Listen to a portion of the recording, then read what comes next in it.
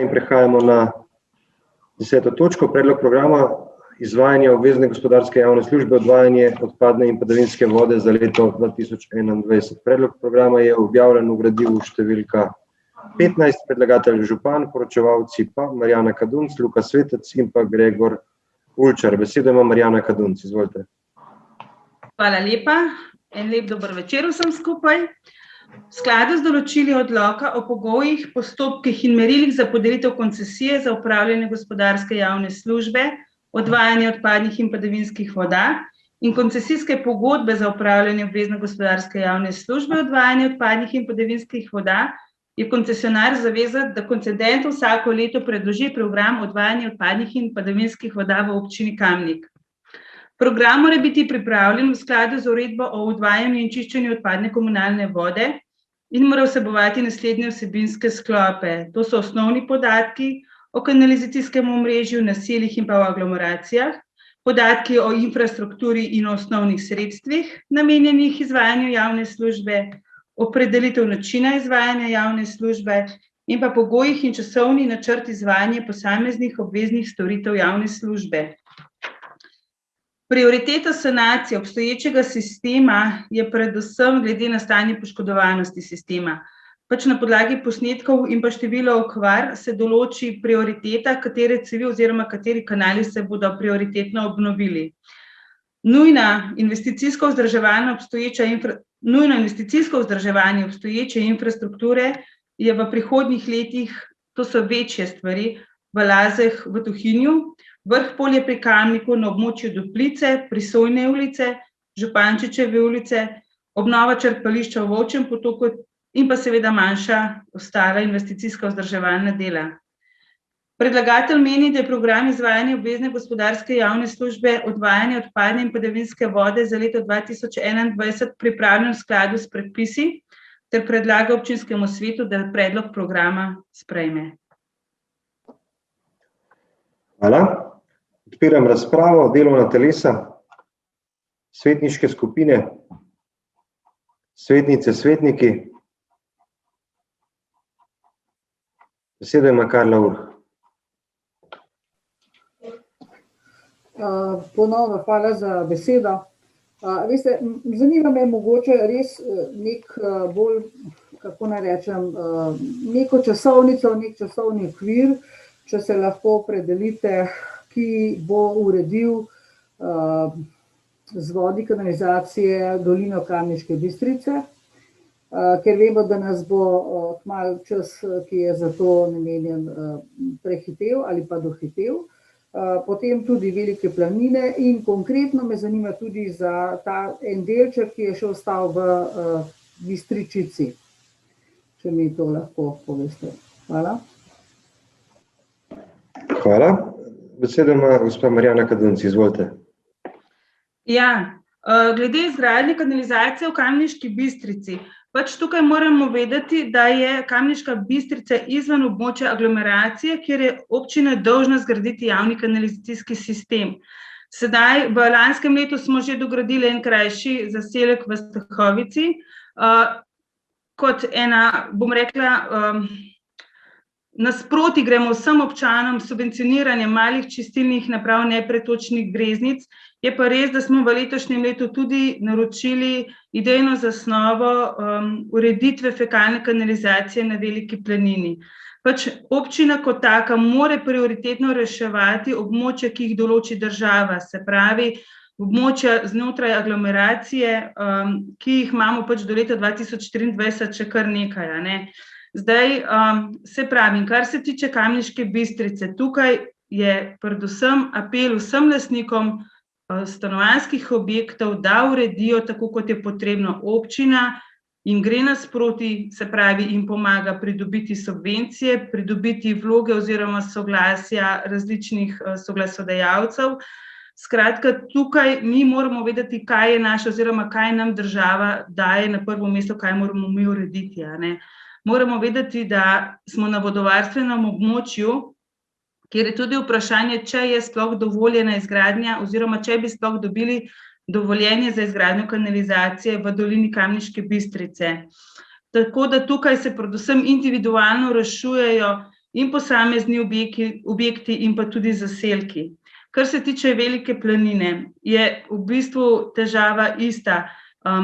To je izven aglomeracije, kjer je občina dolžna poskrbeti za javni sistem. Jaz vedno apeliram na vse oziroma na vse lastnike koč gor, da so oni res maksimalno dolžni, če imajo kakor toliko pošlihtane stvari, da uredijo svoje greznične gošče oziroma svoje greznice tako, kot je treba. Ravno zaradi tega smo šli lansko leto v spremembo pravilnika, kjer smo povečali subvencije, vključili nepretočne greznice in pa tudi hišna črpališča. Skratka, občina s temi mehkimi, bom rekla, pomočmi dejansko proba zadeve dokaj urediti na teh območjih.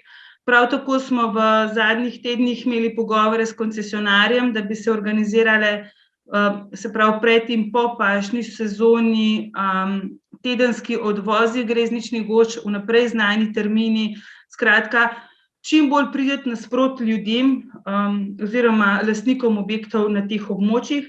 Kar se tiče Bistričice, v pripravi imamo, v bistvu mogli smo iti spremembo trase zaradi tega, ker nismo dobili soglasja enega lastnika zemljišč, tako da bomo šli zdaj, se pravi, po cesti desno, od Beksa na desno tja, in bo potrebno narediti črpališče, ker gravitacijsko se nam ne izide.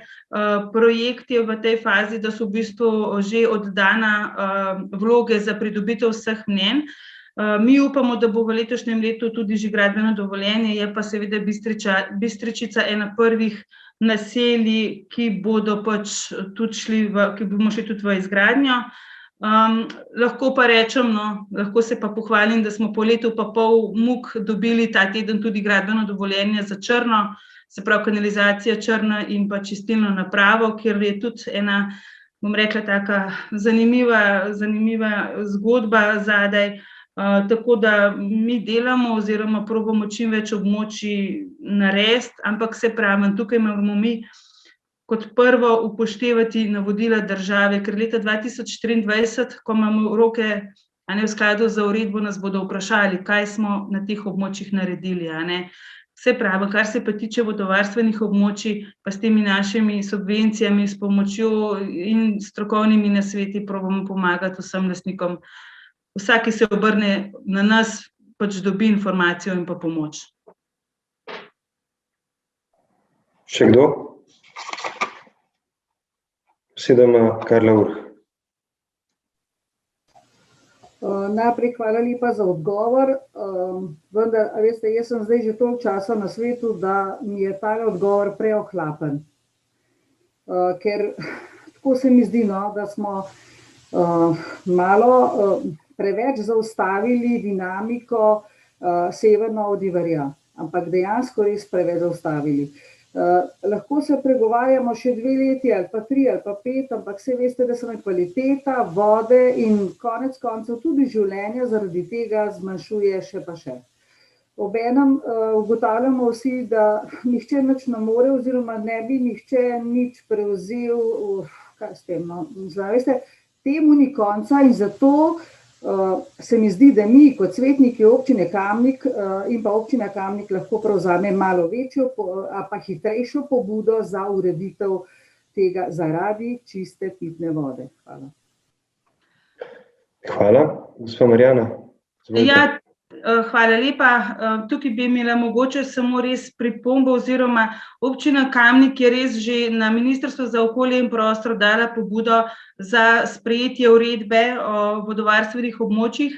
V občini Kamnik pač tukaj so postopki res dolgotrajni in v skladu s to uredbo, upamo, da bomo čim prej na vrsti, bomo tudi lahko določili vsa pravila oziroma tudi naše obveze in pa obveze vseh udeleženih na tem območju. Skratka, dejansko imamo res na pol zavezane roke. Tako da, lejte, mi se trudimo na vseh možnih frontah, smo odprti, ampak pač procesi so pač takšni, kot so. Hvala. Zaključujem razpravo. Glasovali bomo o predlaganem sklepu. Občinski svet občine Kamnik sprejme program izvajanja obvezne gospodarske javne službe odvajanje odpadne in padavinske vode za leto 2021. Glasujemo. Magister Urban Bregant, Za. Natalija Berlec, Za.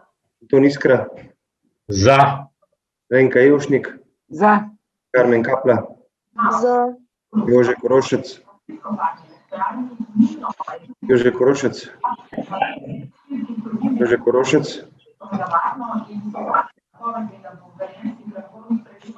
Ni? Doktor Jernej Markel? Ni Smetjan. Glasujem za. Mr. Šimso Mojanovič, Sem za. gospod Papež, Za. Jožo Pilej. Jožo Pilej. Da. Nekdo ima vklopljen radio zadaj, če se da, mogoče. Jože Korošec. Korošec. Jože Korošec. Ne. Jože Korošec je za, ok. Božo Pilej je tudi za. Je bil za, ne? Sem. Ok. Ančka Podbevšek, Za. Bogdan Pogačar, ni? Žan Potočnik, Za. Robi Prevsen, Za. dr. Janez Rifel. Dr. Janez Rifel, za. Edi Strujovič, Za. bravo, spopravil. Ok. Matija Siter Močnik, Za. Cvetka Slapnik, Za. Anton Tone Smolnikar, Za. Francis Pruk, Za. Marko Šarc, Za. Mojca Škraba, Za. Anka Očakar, Glasujem za. Karla Urh, Aha. Za. Ja. Aleksandar Uršič, Sandi Uršič, Glasujem za. Žaklina Zdravkovič, Za. Babe prehajne. Grega Zorman, Za. Igor Žavbi. Za. Za je glasovalo 28 svetnikov in svetnikov, proti nihče. Ugotavljam, da je sklep sprejet in točka zaključena.